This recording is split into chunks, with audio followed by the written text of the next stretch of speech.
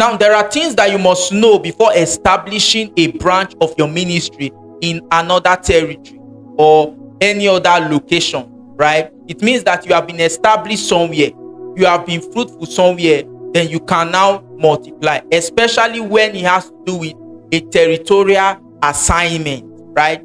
Then the first thing you must understand is fasting and prayer.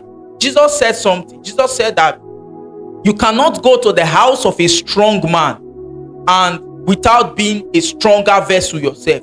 You should be able to bind the strong man and take his goods. In Mark chapter 1 verse 35, Jesus went a great while before day and he began to pray. After that prayer in the morning, he went from one territory to another. So territorial ministry is not for a believer that cannot fast and pray. You cannot go to a new territory with intelligence. You need power, you need authority. Sometimes you have to go to a territory and spend months fasting, months praying.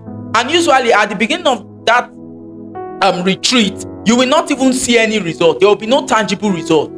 You will even organize your meeting. Few people will come. It will not be as massive as you expect, right? That's how it works. Territorial ministry is not for a believer that cannot fast and pray.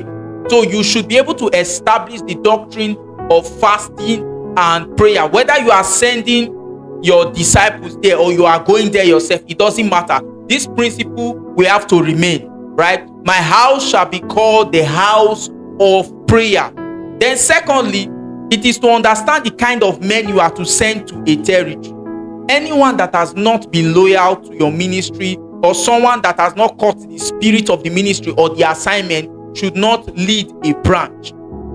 So the kind of men you are sending there also matters a lot. There are territories where you will need to have to do evangelism, a lot of evangelism. If you send someone that has no passion for people whatsoever, then your ministry may not be able to thrive in that environment. So you should build men. Ministry is in men. It is not just in buildings. It is not in cars. It is not in location and the rest. It is to build men. So the second thing you must understand is the principle of discipleship. Discipleship. Jesus sent his disciples in twos. The Bible says that he called his disciples first to be with him, that he might send them forth to preach. So the person you are sending should be someone that is an ambassador, someone that is a representative of the move of God, someone that has caught the spirit of the assignment that God has commissioned for that ministry. Are you following what I'm saying? Then thirdly, the third thing you must understand about territorial ministry or establishing a new branch in a territory is the territory itself.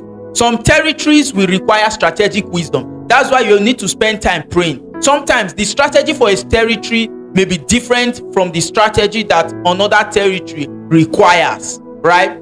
So you will need strategies. Sometimes it could be to organize a musical concert. It could be to organize a prayer program. It could be to organize a crusade, whatever it is, or evangelism, right? It could be just to do maybe a market outreach and the rest. So you will need to understand the territory itself.